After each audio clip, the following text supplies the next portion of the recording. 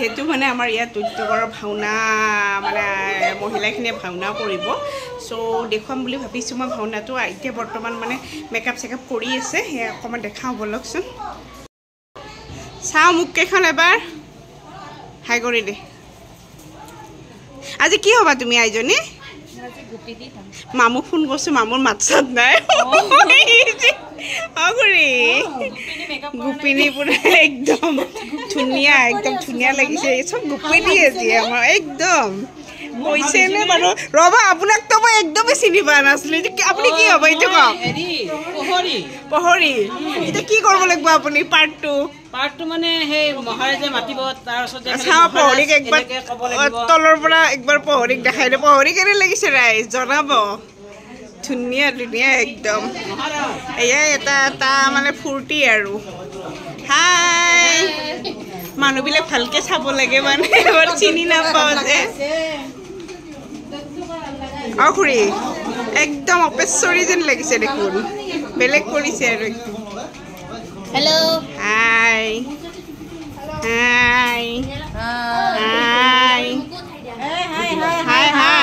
আজি চিনি নাপাব আৰু একদম গোটেইখিনি দেখুৱালে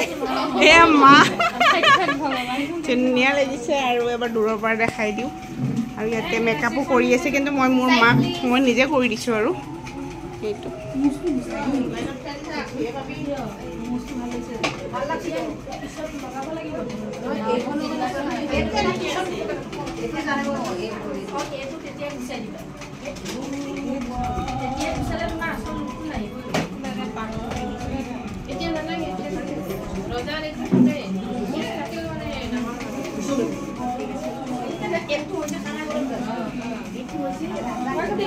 ৰশ্মিবৰ মুখখন হয় নাই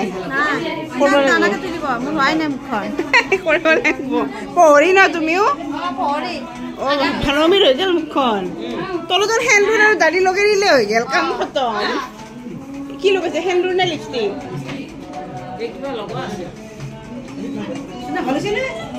কেনে চিনি মুখ্য প্ৰশিক্ষক লুইতনগৰৰ নিবাসী আমাৰ সকলোৰে মৰমৰ ইলিজি ওজা আজি তেওঁ আমাৰ এই প্ৰগ্ৰামৰ কাৰণে ৰাছিয়াৰ পৰা আহি কোনোমতে আহি উপস্থিত হৈছেহি আৰু এই অনুষ্ঠানটোত আগ ধৰিছিল প্ৰথমতে আমাৰ এই ছোৱালী লুইতনগৰ সকলোৱে চিনাকি তথাপিতো এই যি মানৱ আকৰ্ষণ লুইতনগৰৰ প্ৰতি কোনো ৰাছিয়াৰ পৰা উলিওৱা অনুষ্ঠানটোত থিয় হৈছে তাৰ বাবে আমি মৰমৰে এখন ফুলাম গামোচা দিবলৈ মই বাইদেউ অনুৰোধ জনাইছোঁ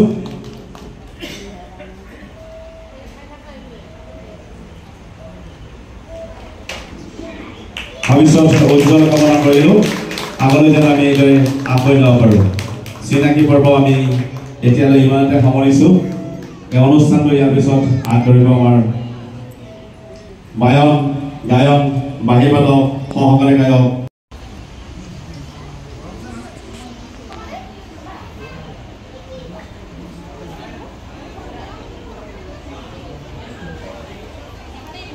এয়া আমাৰ শ্ৰদ্ধা মৰম ৰাইজৰ আশীৰ্বাদ ইয়াত যিসকল